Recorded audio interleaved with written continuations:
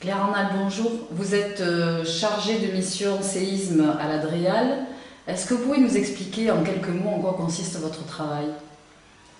Mon travail il consiste essentiellement à porter dans la région Provence-Alpes-Côte d'Azur la politique de l'État en matière de prise en compte du risque sismique.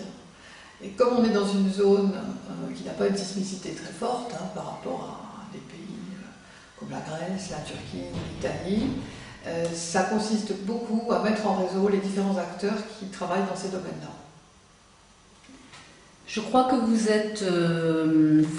êtes partie prenante du projet RAS. C'est un projet européen qui vise à sensibiliser les enfants et les adultes au risque sismique.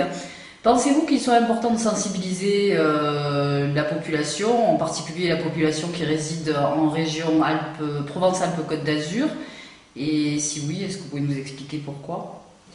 Je pense qu'en matière de prise en compte des risques, d'une manière générale, et du risque sismique en particulier, tout passe par la préoccupation que peuvent en avoir les citoyens. Et le citoyen, je dirais, qui est porteur du plus gros potentiel, ce sont les enfants, parce que d'abord, ils s'imprègnent des événements, ils s'imprègnent de la culture qu'on essaie de leur donner, et qu'ensuite ce sont des vecteurs vis-à-vis de leurs parents. Donc c'est vrai que pour nous, c'est une cible de choix. Est-ce que vous pouvez nous parler un petit peu des actions que vous avez entreprises justement pour sensibiliser les enfants et les adultes à ces risques naturels majeurs? Je dirais que j'ai eu entre guillemets la chance de commencer ma mission en 2008, qui était l'année précédente 2009 étant le centenaire du séisme de Provence, qui était le plus gros séisme que la France métropolitaine ait connu. Et ça a été quelque chose de très intéressant parce qu'on a mis en place cette commémoration. Il y a eu des acteurs de toutes sortes, des acteurs de la culture, des acteurs de la science, des gestionnaires de risques. Et tout le monde s'est mis ensemble pour commémorer, suivant ses propres critères, je dirais, cet événement. Et ça a permis à tout le monde de travailler ensemble, de créer de vrais réseaux et de parler d'un événement qui fait véritablement partie du patrimoine historique de la Provence. Est-ce que vous pensez qu'il faudrait mener d'autres actions dans ce domaine-là?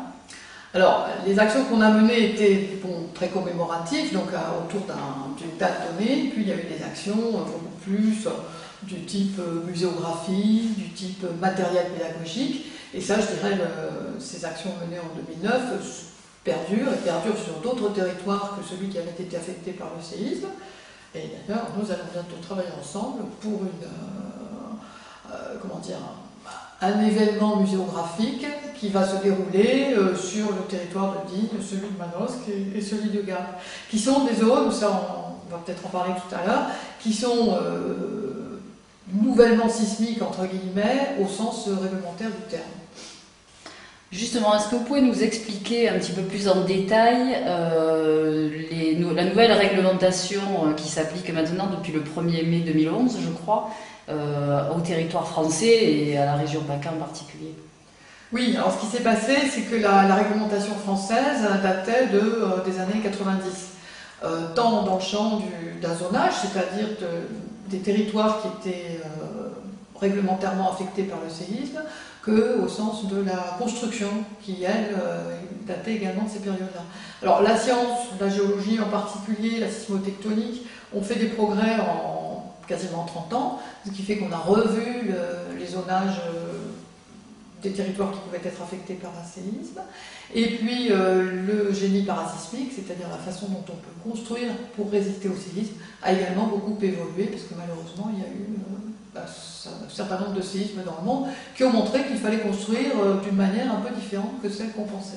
Donc on a tout mis à jour, c'est l'État, et puis en concertation avec les professionnels, et il est sorti effectivement un nouveau règlement qui est applicable depuis mai 2011. Qu'est-ce que vous pensez faire pour pouvoir mettre un petit peu, sensibiliser les gens à cette nouvelle réglementation? C'est pas facile justement, donc c'est pour ça que de passer